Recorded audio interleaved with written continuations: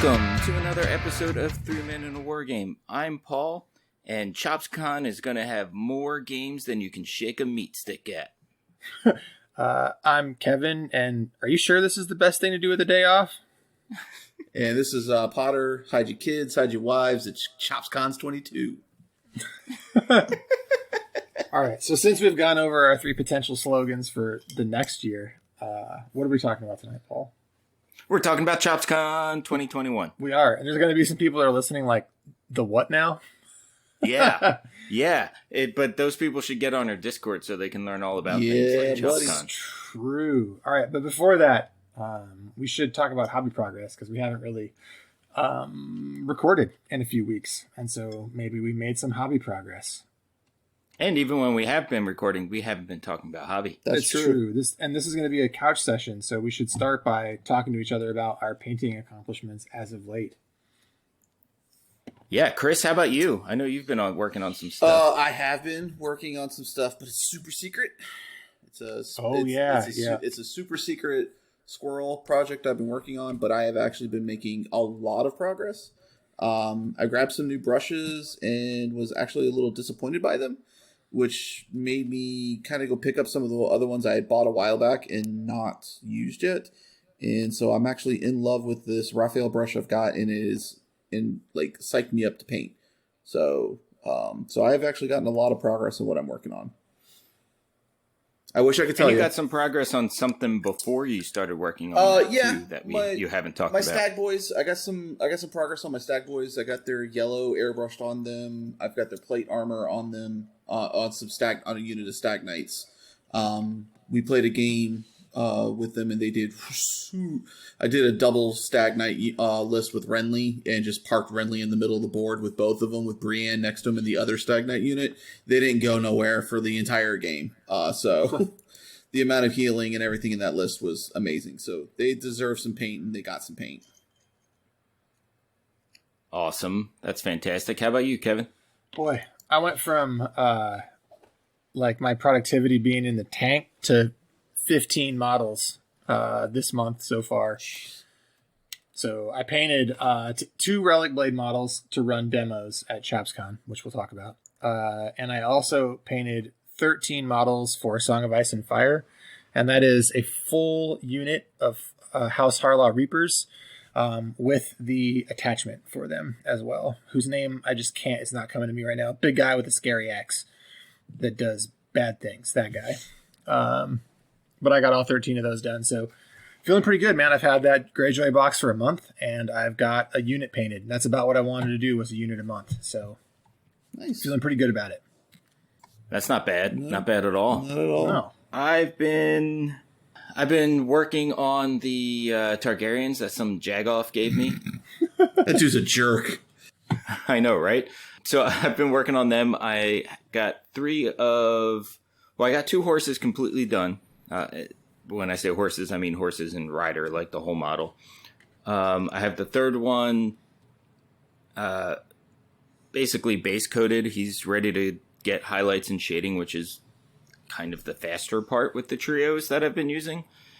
And then the 4th one, I still got to get the base coats on before Saturday because he looks kind of silly, primed in a light gray. But the other thing I started doing is I started working on the bases, because the last time I played with them, they look kind of silly, painted up with the weird, undone bases. So I went and got the Vallejo scenery stuff, diorama grit, and put that on there. It's like a dark brown, not sand, but like a shade or 2 darker than what sand would be. And then I washed it with the Army Painter soft tone, and then probably tomorrow I'm going to go back and dry brush it with Talaran sand from GW and put a few tufts on there, and it should look great. Nice. Oh, and then today I also built some Zeodrons for Infinity, which are super awesome. They're 2 pretty hefty chunks of metal.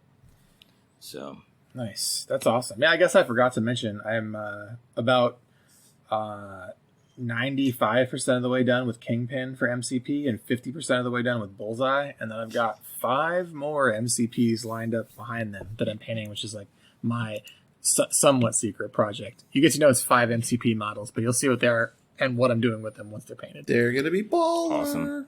Yeah, they're going to be pretty. Well, don't prime them too much. I might mess it up, but I'm excited about the idea. Okay, the premise is baller. Yeah, the premise is is good. I'm happy with the premise. Yeah, so that's hobby stuff, huh? Yeah. So since we talked about our hobby stuff, Chopz, why don't you tell us what Chopzcon is? Yeah, so I'm going to start out by saying that I didn't name this damn thing. I don't know how that happened. Oh, the Discord named it for you, sir. And if they hadn't done it, I was going to do it because I already had Chopzcon in my brain, and that's what I was going to name the Discord channel, and then other people went with it. I was like, good, it's not just me. All right. Well, no, it's a perfect name. It is. It's a perfect name. Fine. You guys, fine. It's a perfect name. So I had an idea. I don't remember when the idea struck me. April, late April, early May, maybe. Yeah, it had to have been. It was whenever when my city started opening up its park reservation. So it was early spring. And I figured the best way to get in-person games happening, because we weren't going to get them done indoors, was to book a shelter outdoor and throw a party. And so what I did is I looked back at some like historical weather data, and I picked a good weekend, which was the weekend of June 13th, or June 12th and 13th. And I picked June 13th because I figured Sunday was an easier day to get a reservation than Saturday. And I rented a very, very large outdoor covered shelter. And so this is a shelter that's fully covered on 2 sides, 3/4 of the way covered on a 3rd side, and then open on another. So it's basically got like it's 2 walls, and then it's got a vending side and an open side. And we gathered many, many war gamers and played games all day. So that's what Chopzcon was. That's awesome. In a nutshell.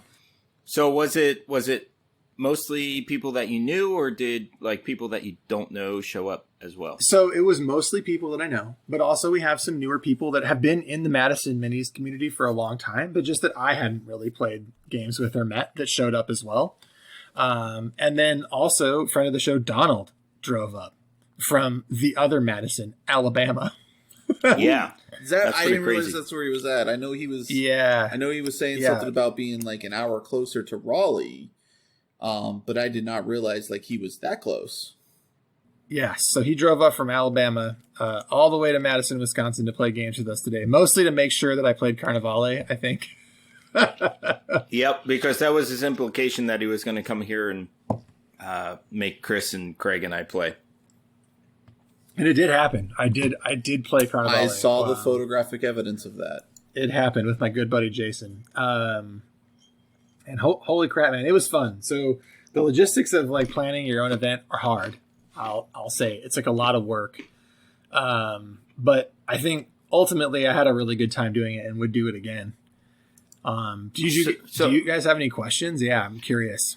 Yeah, I mean, my first question is like, what kind of work went into it? Because it sounds like it was more than just, hey, we're going to the park, we're going to play. Yeah. So what'd you do to organize it? And so that was like the original idea was like, yeah, we're going to go to the park and play games. And then it was all of a sudden, it was like between 20 and 30 people that were saying they were interested. And so I was like, well, I can't just expect that 30 people are going to show up in a space and we're going to be able to figure out how to make this work without somebody being upset. Right. Also, it's a park, so I have to figure out food. And so it went beyond just getting that park reservation. So part of what happened was I created a spreadsheet. In the spreadsheet, I created a heat map. And the heat map, what I mean by that is that we listed all the games and table sizes, and then people had to essentially give their feedback on what games they wanted to play. And I'll actually give you the exact breakdown of the metrics here if you're actually interested. Yeah, I think that'd be really cool to hear. Yeah. All right. So what I did is we listed the game systems, and then I also the categories were, this is my number one interest. I would like a demo of this game. I own and will play this game, but it's not my number one interest. And I would prioritize running demos of this game. And I didn't ask anybody to put names. I wanted them to just anonymously digit up on each one of those things. And so the idea here was what it was going to let me do, because I knew how much square footage we had, how many tables we were going to be able to fit. And so what I was trying to do was make sure that the games that people wanted to play most got played, and that there was enough room for those games to be played. And it turned out that there were enough people that were willing to bring tables, and we had enough square footage, and the number of people that showed up was fine, so that no one ever had to really be sitting out, because we had Riot Quest and Relic Blade and Flesh and Blood and some other games on smaller tables, so that even if all 11 of the full-size gaming tables were full, there were plenty of games on the non-full-size tables to play. But this heat map helps because everybody before we got going and got to the convention knew what everyone was trying to play. And so there were people before the thing started that were like, let's, get a game of Malifaux and make sure we have a game of Malifaux set up and we'll play that. Let's make sure we have demos for X, Y, and Z games so that we make sure we get those demos. And that was like, Dystopian Wars. Like I think I saw like 3 or 4 Dystopian Wars demos happening throughout the day. Very nice. Oh wow. So and also friend of the show Calvin is playtesting his game Corium, and I think he had 3 people playtest his game over the course of the day too. So he got some very useful playtest data. And the only way we could have had all that happen and make sure that everybody got to play all the games they played is if we had this organizational chart that showed everyone who was attending what everyone else wanted to play ahead of the show or ahead of the event. Wow.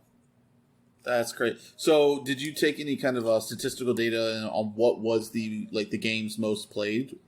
Because not most played when we were there, because I was too busy just playing and socializing and have a good time to pay attention to what people were playing. But I can tell you what was most desired to be played, and it was Malifaux, Crisis Protocol, really those two. Those were like the 2 highest. I think Dystopian Wars demos too. That was also like highly requested. Right. Well, those are pretty much like your community's bigger games, right? Definitely, yeah, definitely Malifaux. And there was some Infinity that I don't. Maybe somebody played a Code 1 game. I think that did happen. I think there was a Code 1 game that happened at one point. There was some Star Breach. There was a big 4-player Destruction Derby Gaslands game that happened. Nice. And that was another one that was highly requested. But really, the one if you look, the number one interest for Malifaux was 4 people, and it had 8 people that were interested. But not their number one interest. So if you think about it, that was like half the people that were going to be there were specifically wanting to play Malifaux. That's pretty awesome. Probably itching to play after a year and a half of lockdown. Exactly. And that, I think the game opened with 3 tables playing Malifaux. That was like the opening salvo of games. Nice. It was like 3 people playing Malifaux, me playing Carnival, a Corium demo, a Dystopian Wars demo, and a couple guys playing MCP. And that was like how the day started. So, and then, people showed up throughout the day. I would say, throughout the day, I think it was like 22 people in and out that showed up. And I think at max we had 16 people there at once, which, it doesn't sound like a lot of people, but if you think about it in like an outdoor shelter, it's like it's a lot of people. Yeah. Right. And it was just really nice to have, our core group of Malifaux players all in one spot playing a game for the first time in a year. But you guys, another thing that you have to think about is food.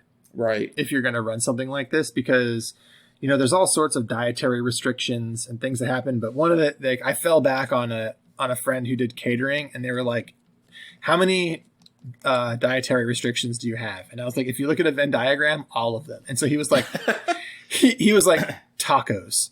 And I took a second. There you go. And I was like, oh, right. Because you can do gluten-free, you can do vegan, you can do dairy-free. Like, you can do everything with tacos. And you can literally let people build their own, so they put their own stuff on it.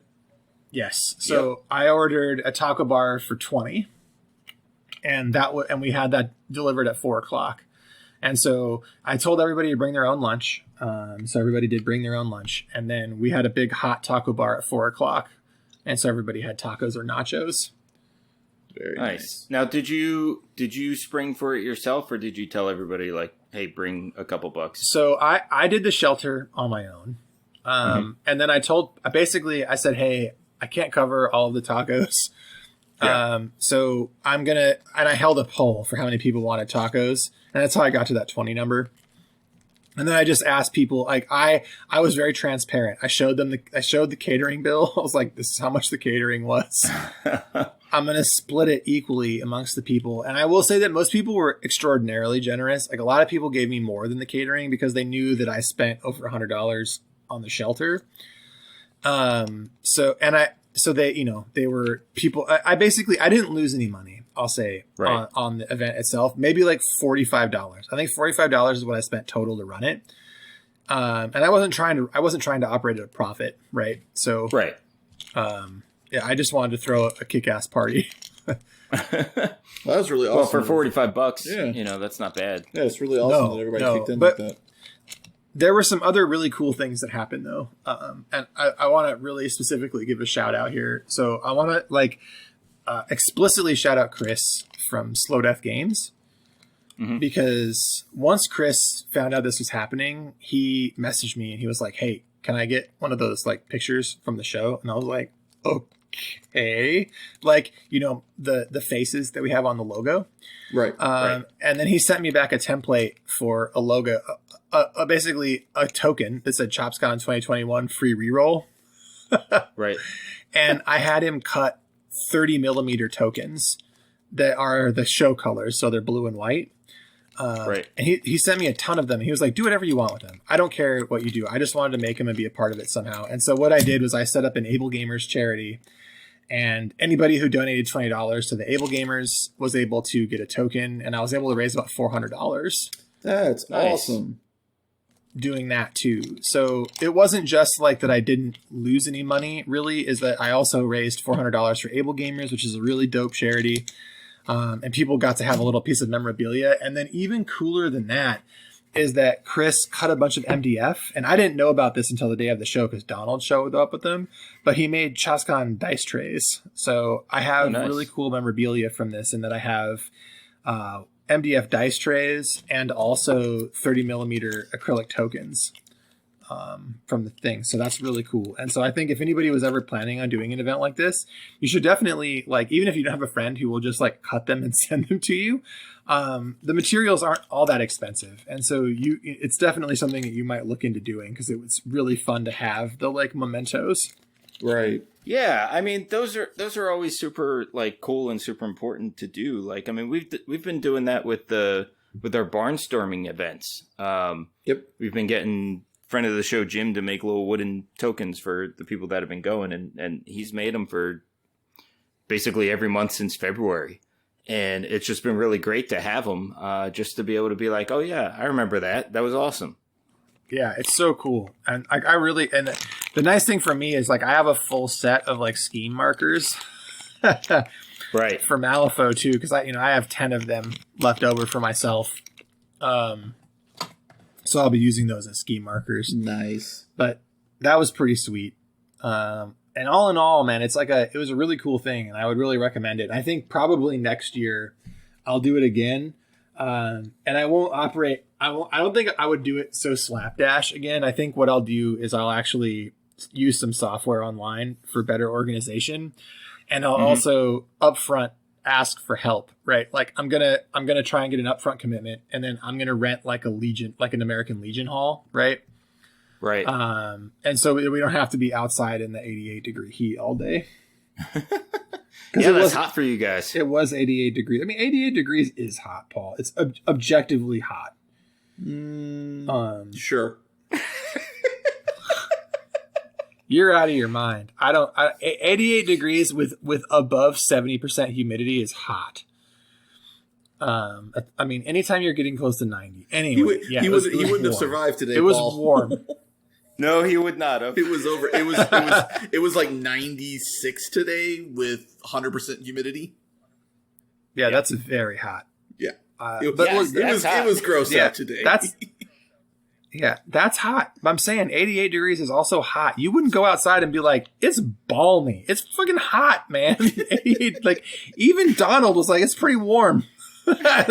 He's from Alabama. It was hot. People were sweating. Anyway, Wisconsin, yes. I mean, being out there, being out there all day playing games, yeah. Better off in a Foreign Legion thing, for sure. American Legion, yeah, or like a Veterans Hall, right? Because you can rent those. Like that's a thing. If you didn't know that, you can rent those out. I got married in a VFW. Yeah. I drive a VW. Hey, very different. But I think I might do that next year, and I think I would, spring to have catering delivered rather than having to have somebody go get it.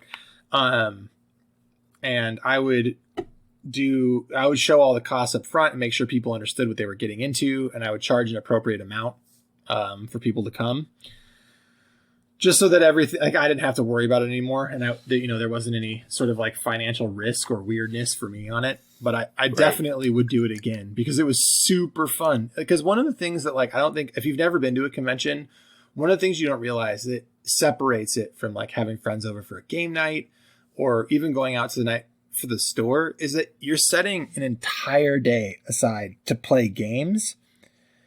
And it puts you in a mindset that's very different from pretty much any other setting. It's different from a day that you had to be at the office the whole day beforehand. It's different than being at home where you have distractions around you and you're like trying to get back to your day after you're done or whatever.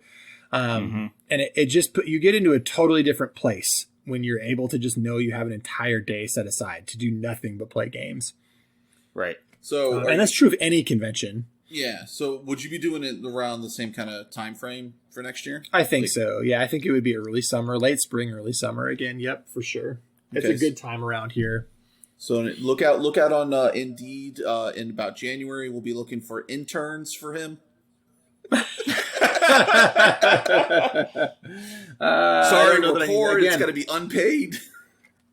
Again, I'm not trying to make money on whatever the next one will be or what now I there's the intern we can hire. If I call it Chopzcon 22 again, or if I call it 22 or whatever, but it'll be very fun. I think I'm really looking forward to doing it again.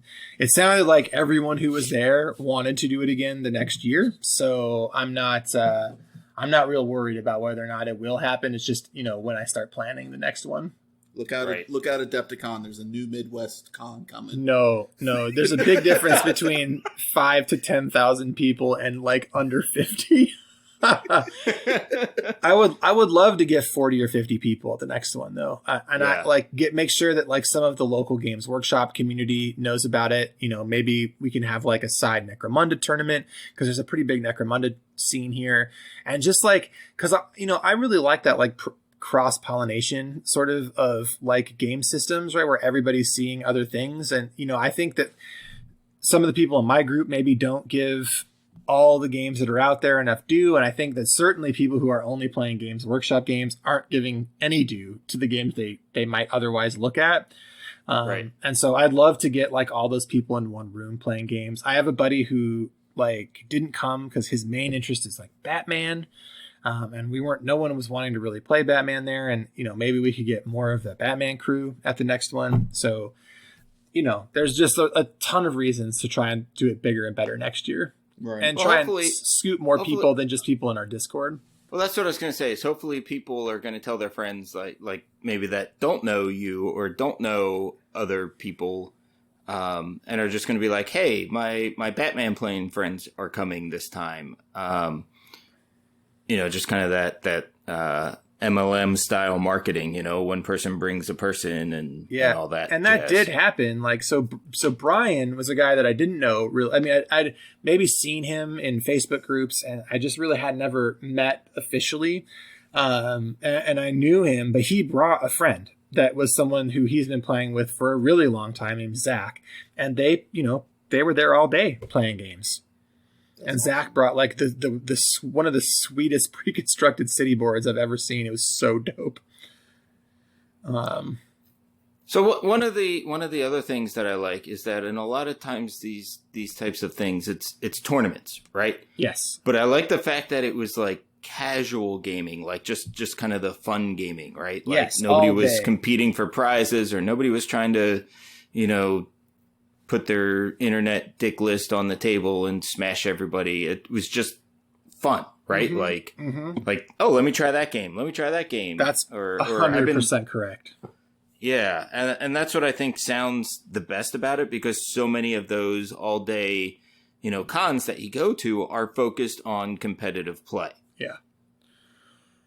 And this was more about just playing all the games, play all the minis games. So speaking of playing all the minis games, what did you get to play? Oh boy, I had a really good day. I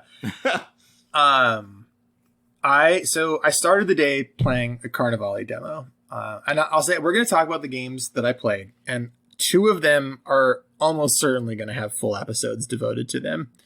So I don't want to go too far into them, other than just giving you like my general impression of them. Yeah. And so the first one is Carnivale, and I had known that I was going to like Carnivale from when I read the rules, but actually playing the game was a totally eye-opening experience. It is a very fun game and a very fluid rule system. I think one of the things that I like best about it is that it has that intent-based sort of gameplay that something like the Drowned Earth or Infinity has. Mm-hmm. But the hijinks factor is just through the roof. Like, you wouldn't think about it, because it looks very serious. Right. And it even sells itself as pretty serious. But as soon as you're like, all right, my guy is going to run 3 steps up, jump onto the balcony, leap over to the windowsill, and jump off the windowsill up to this thing on the 3rd floor and get up to the top, and the next turn jump down and gank some guy in the head. It's just incredibly loony, the things that you can get away with. It sounds like it's Assassin's Creed in miniature game war games. It definitely is. It definitely is. And the crew that I was playing were sea monsters. And so the thing that I was doing was I would send some guy out of the canal up to where Jason's guys were and just throw them into the water with my big fish guy, who would just drown them in the water. Oh yeah. Yeah. That's awesome. It was so cool. And one time I have my one acrobatic guy in my crew, and he jumped up to the 2nd floor of a building and threw 2 people that were in the building out the windows, because he was my leader and had a lot of action. Just boom, through the window, threw someone out the window, across the room, threw someone else out the window, and then my big monster was just waiting in the water down there to drown them. That's amazing. That sounds like a lot of fun. Yes. And so I really enjoyed Carnivale, enough that I've already assembled the minis that I had sitting in my desk for a long time. And they're now officially in my queue to paint. And I'll try and get more games played, because I had a blast. And I really like rolling D10s. I know that sounds dumb, but it's really fun rolling D10s. And it has a very cool system. It's a lot like the Drowned Earth. It's not the same. It's not exactly the same as in just pass and nailed it. But it has a similar thing where there's 2 different colored dice. And if you roll a 10 on the different colored dice and you succeed on the other dice, you get critical results. So basically, every time you roll the dice, there's 4 different dice states. There's pass, fail, and then there's critical fumble. And every action has 4 outcomes. So every attack, drown, magic spell, jump, and anything you could do has 4 possible outcomes. So that's pretty cool as well. And that, you get and the fumbles are hilarious. So yeah, that's Carnivale, and Carnivale is very, very cool. So that was one game I played. Chris and I have to give that a go if I can ever get him to stop playing Song of Ice and Fire for 20 minutes. It's fine. Just play a Song of Ice and Fire. The Song of Ice and Fire is very good. I'm not going to talk anybody out of playing that. I will play it. I mean, we were nicely given some models to play it, to review it, to demo it. So we will get it done. Yeah, I definitely recommend it. I think you guys will have a really good time once you get to it, because it's very easy. It's not a hard game to process. It's kind of a fast and loose sort of narrative style game in my opinion, and it's very fun.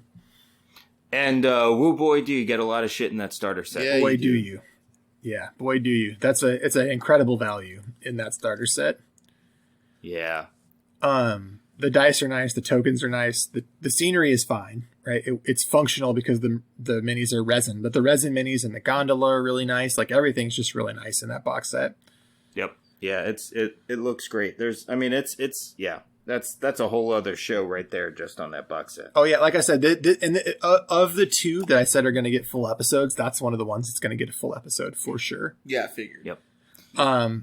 And so we're gonna talk about my favorite game of the day last. So we're gonna talk right now about Riot Quest, and we've done a whole episode in Riot Quest, but I hadn't played Riot Quest in almost a year and a half. Oh my god, guys, wow. Riot Quest is really fun. Year and a half. Wow. Yeah, I mean, it had been since before the pandemic. Yeah, jeez. An easy year since I played Riot Quest. Maybe not a year and a half, but an easy year.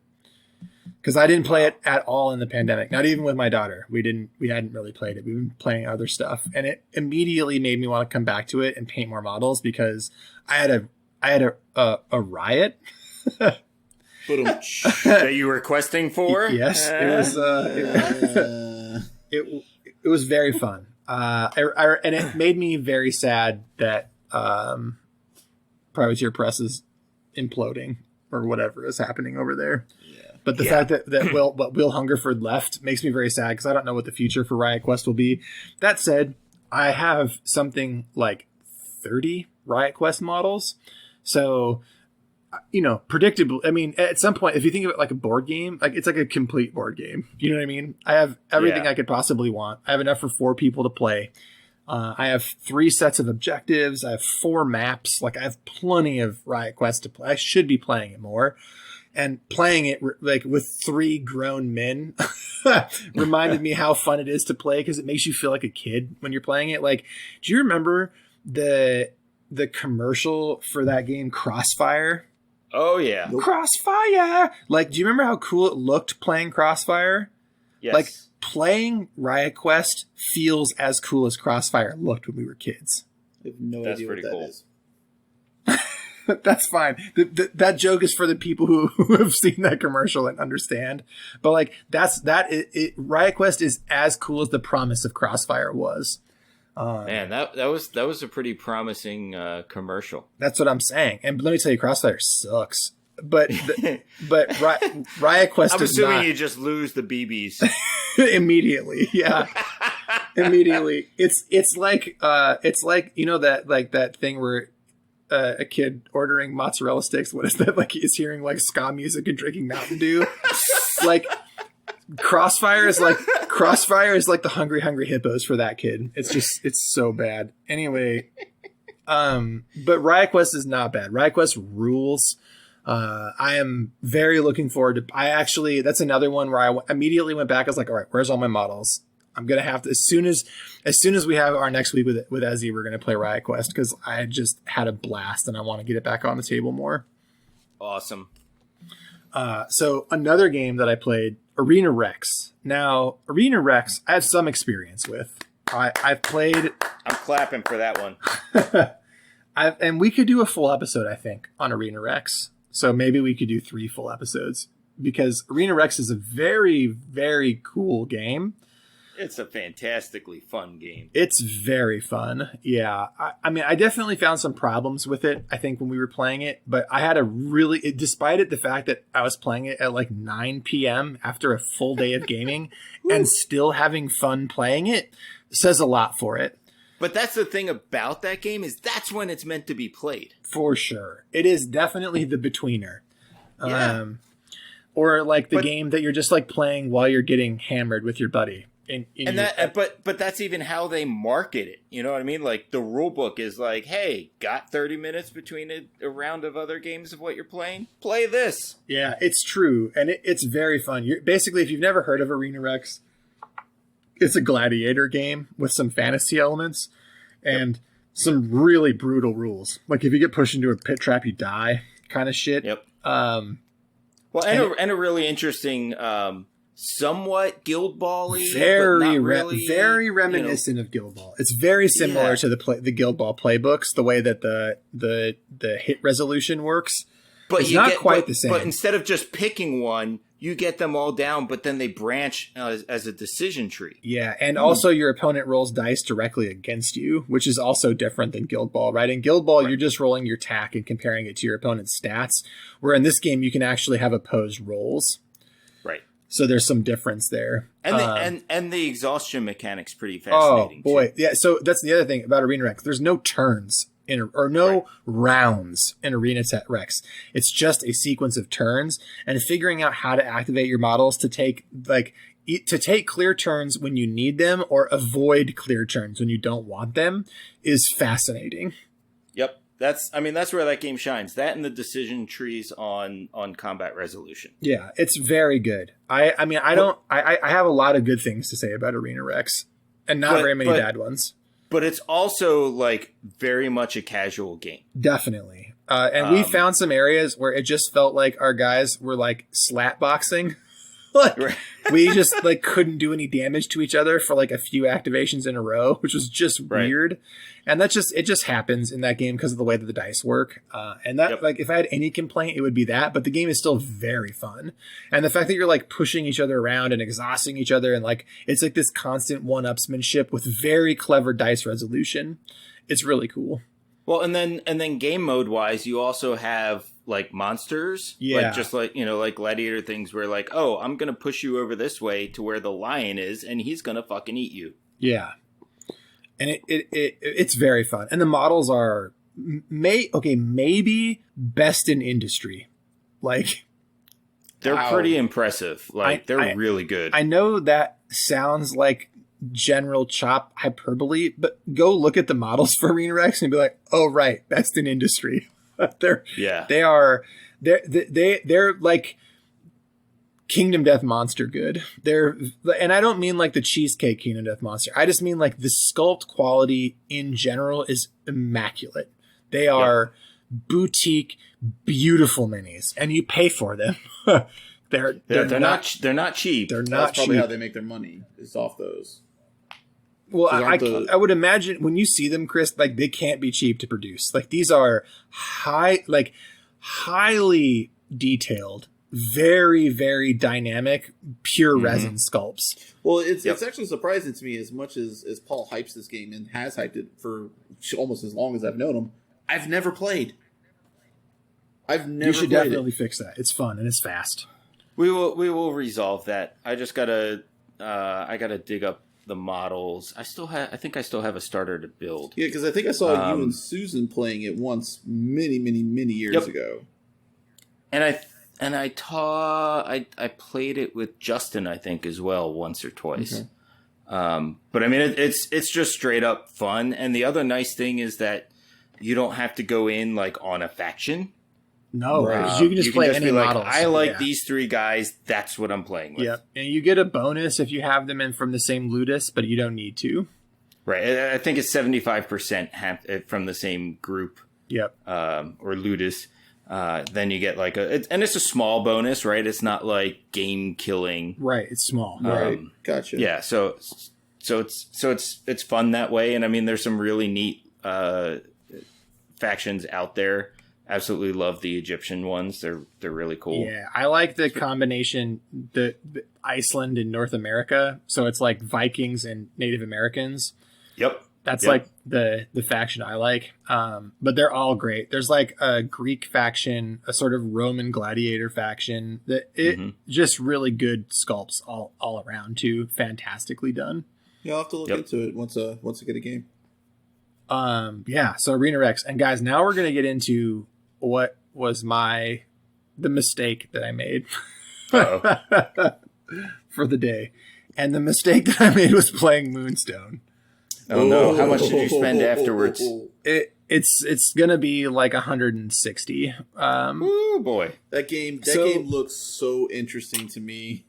I'm afraid to play it. Wow, you couldn't imagine, Potter. I'm going to do my best to elevator pitch this game without going into an hour-long episode, because once I get the rule book for this game and I get 2 or 3 more games under my belt, we are going to do a blowout episode on Moonstone, because Moonstone, and this is going to be the second time I've said this on a show, but if I had played Moonstone before I played any other minis games, I don't know how many other minis games I would have bought. Right. It's that kind of game. And so let's just first go into the aesthetic, because the aesthetic is wonderful. Yeah, the aesthetic is why I try my best to ignore that channel on our Discord. Yeah, there is an artist, and I can't think of the artist's name right now, and I wish I had written it down. But if you think about like Labyrinth, that style of sort of whimsy, and you've got lots of different factions. You've got goblins, you've got gnomes, you've got fairies, you've got humans, but there's like this intentional sort of sinister humor running through the whole thing. And some of it is just straight up humor. Like one of the goblin models that I really love is a goblin riding a pug, and the name of the model is Doug the Flatulent. And there's also like Sir Fancy Pants, and he's like one of the human guys that's like got fancy pants. He like literally has fancy pants, and he's like a knight. So there's definitely some whimsy, but also like some straight up horror elements too, or maybe not horror, but like sinister fairy tales. Like there's like the 3 witches, right? So that you have in sort of all universally across all mythology. It's like the 3 the Keepers of the Fates from Greek, the 3 witches from German mythology, like all of that stuff, it gets represented. Gnomes, again, a bunch of fauns and giants and trolls, and they just ooze personality. I don't know how else to describe it other than the fact that like every model has this enormously like just endearing quality about them, and they all have so much personality and so much flair. And then also the models are gorgeous. Yes, they are. And I think I had the fact that like, so we played a 4-player game, and 3 of the players' models were painted by the same person who's one of the best painters in our area. And the other one was painted by another one of the best painters in our area. And so all 4 of us were playing with gorgeously painted minis on a beautiful table, and that like really helped sell the aesthetic. But I think that any painter can sort of do these models justice, because the models themselves are just beautiful. Yeah, I mean, when you said the Labyrinth aesthetic, I think you hit the nail on the head from what I've seen that was in our Discord channel. I mean, for me, looking at them, it looks like it's got like a Labyrinth kind of like Fable kind of humor. Yeah. Oh, yeah. Fable is definitely the humor. If you like the humor in Fable, that's dead nuts it. I mean, that is the kind of humor. I haven't read any of the fluff. I've not read any of the cards. I don't know what any of the names of these models are. I'm just getting the Fable humor through the models. Yeah, and that's 100% it. It's definitely that. Like there's a bunch of characters. Like Beaky Bobby is so funny. There's like a goblin that's like he's basically like flashing, and he's got like a plague mask on and a whole bunch of these like gross tentacles on the inside of his trench coat that he's opening. Want to buy some watches? Yeah, exactly. It's so funny. But the game itself is incredible. So I'll try and do the best that I can to describe it, because it's also very strange. Like it's not, as I work through this, you're going to realize it's not like any other minis game that you've ever played. Outside of that, you move with inches like you would move in any minis game. Okay. So there are no points. This is a pointsless game. It's a model count game, much like Arena Rex. You do have to stay within your faction. But the factions are pretty simple. Like they're I think there's like 4 or 5 of them. And it's just like, are we playing with 5 or 6 models? Right. Like, and then you just pick the models that you're going to play with. And the demo game, I think, is like 3-on-3 models, but generally you're playing with 4, 5, or 6 models, depending on game size. And 6, I think, is normal. And so here's how Moonstone starts. You gather a group of D4s. And this is also based on game size. It's like between, I think, 6 and 8. And again, I only played the game once and it was demoed to me. So I'm sorry if I get these details wrong. We'll do a full episode and I'll have the correct details. But the fact of the matter is you hold these dice over a foot above the table. And then you drop them over the center of the table, the D4s, and they scatter. And they scatter and they end up with whatever face up is what they are. And now what's happened is that these moonstones have basically started coming up out of the ground. And everybody in the area is alerted to the fact that there are moonstones and that they need to be dug up. And so the value of the D4, this is the objectives for the game. And the objectives are wherever they land. So it's kind of like breaking pool balls, right? Right. You know, when you break and all the balls scatter, it's just like that. You drop all the D8s over the center of the table, and wherever they are on the table is where they are in the game, with the number showing. And the number is how deep the moonstones are in the earth. So one of the actions your models can take is to dig the moonstones out. And it takes however many actions to dig a moonstone up to carry it. And in the standard game mode, the person with the most moonstones is winning at the end of the game. Now, and there are other scenarios, but I think you think of this like Guild Ball, right? Where there's you have your core scenario in Guild Ball, which is like playing Guild Ball. And in Moonstone, you're going after the moonstones. That's the core element of the game. Right. Okay, so now let's get into where things are different. So every model has a card, and this is just like Malifaux or any other game with card tracking. And every model has a life bar across the bottom.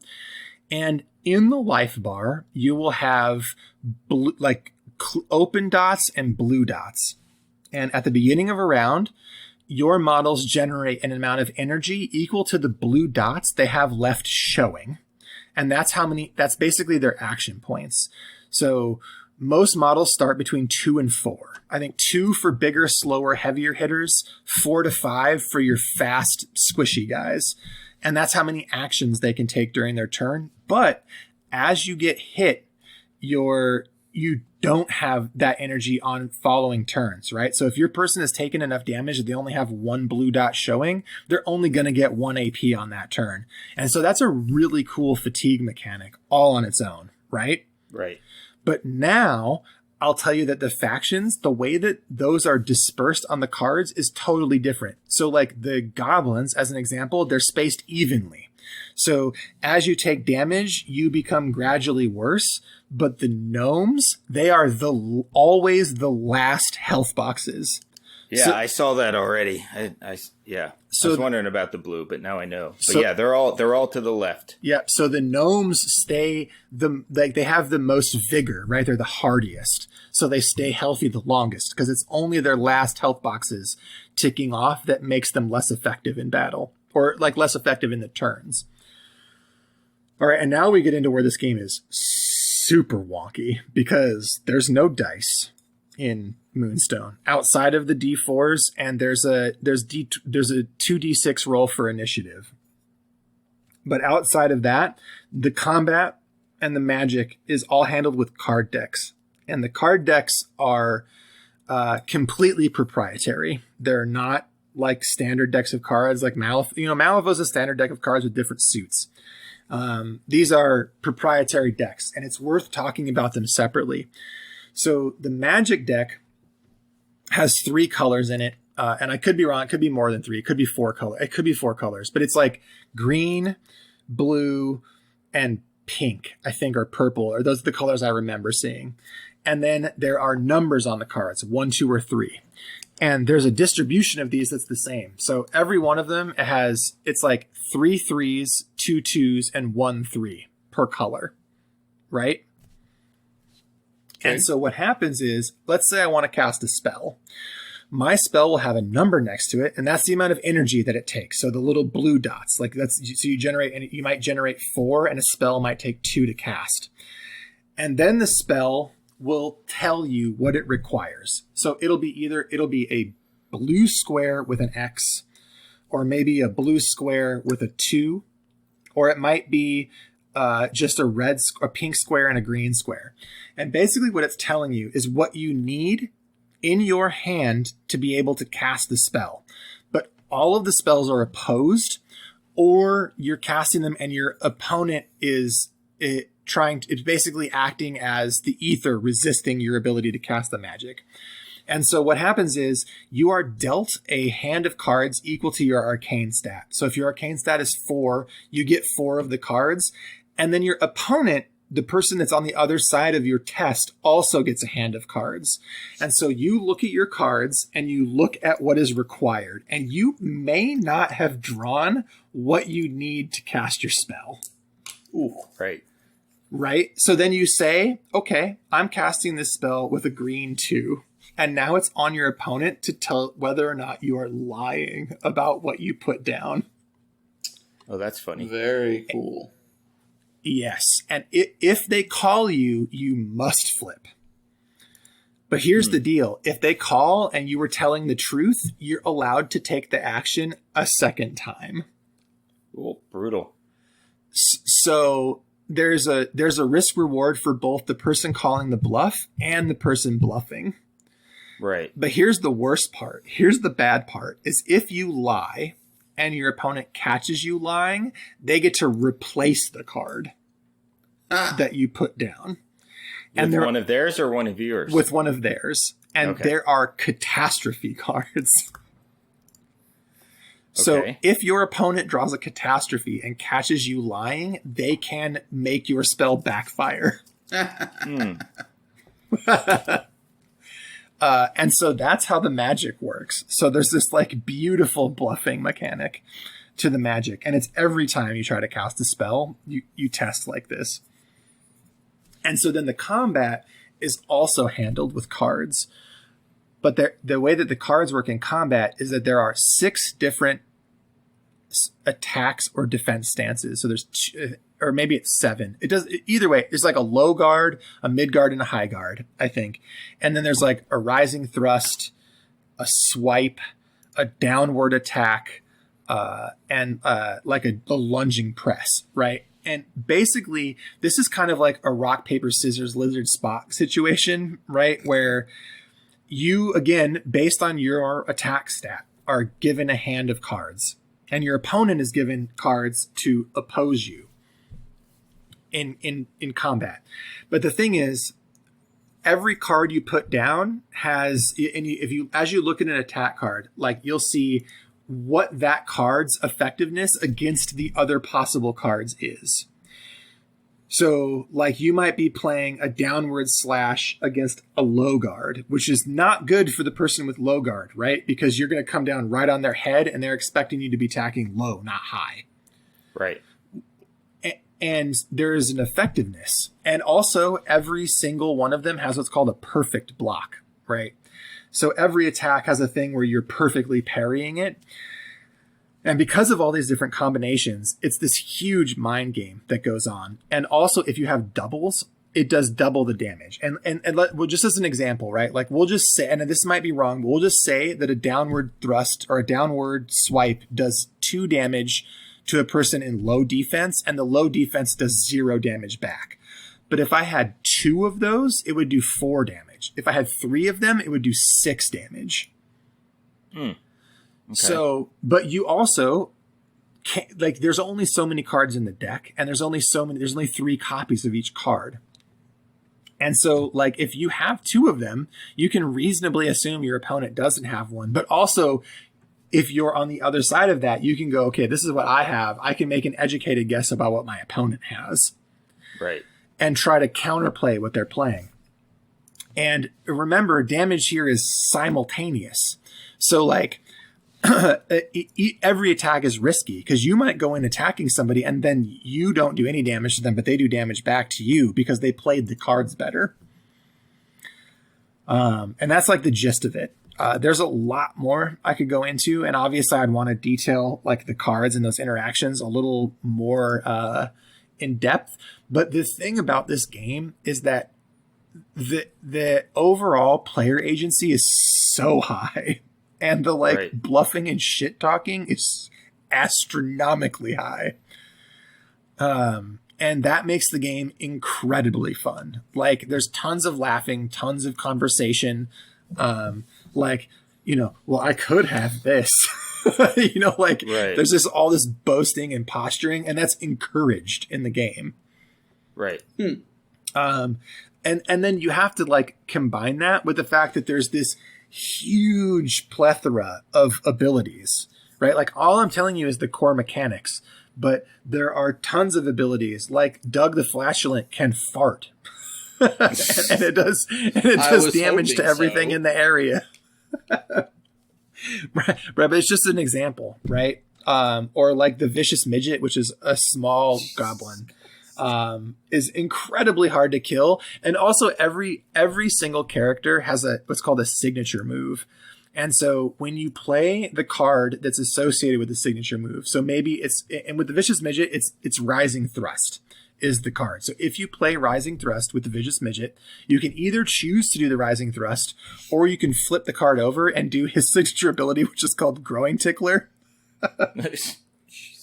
And it's basically like him stabbing someone in the groin, right?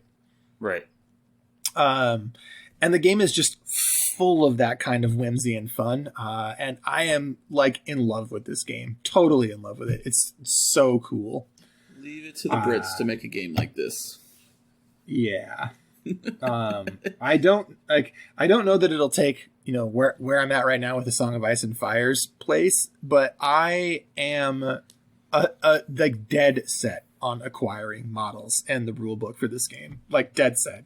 I'll probably the current plan is to buy 3 of the 4 goblin boxes like as soon as I can get them. Because you know me and green skins. Oh yeah. Well, that's like me and gnomes.